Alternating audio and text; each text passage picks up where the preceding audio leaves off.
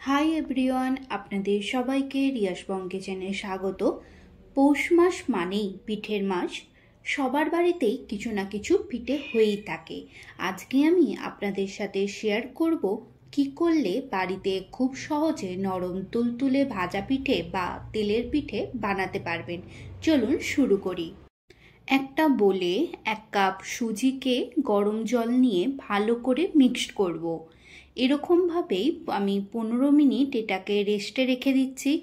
15 minute পর চামচ দিয়ে আবারও ভালো করে এটাকে মিক্সড করছি। দেখুন সুজিটা কি সুন্দর ফুলে গেছে। এবার এতে এক এক করে 1 বাটি ময়দা, হাফ বাটি চিনি, হাফ চামচ নুন, 1 চামচ এলাচ গুঁড়ো, 1 চা চামচ খাবার সোডা আর 1 কাপ দুধ দিয়ে ভালো করে মিক্স করছি।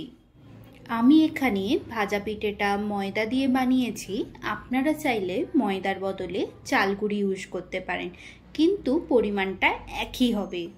এবার এতে হাফ কাপ খেজুর গুড় অ্যাড করে আবারও ভালো করে মিক্স করে নিচ্ছি।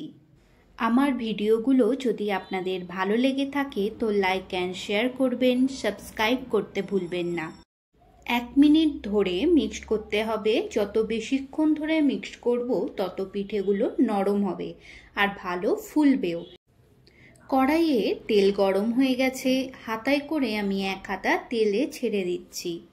আঁচটা মিডিয়ামে রাখবো যাতে ভেতরে কাঁচা না থাকে। দেখুন কি সুন্দর ফুলে যাচ্ছে আর বাইরেটা মুচমুচে আর ভেতরটা নরম তুলতুলে হবে। আপনাদের বোঝার সুবিধার জন্য আমি আরেকটা ভেজে দেখাচ্ছি। দেখুন এটাও কি সুন্দর ফুলে উঠেছে।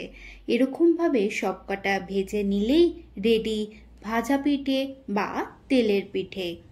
ছোট থেকে বড় সবারই খুব ভালো লাগবে।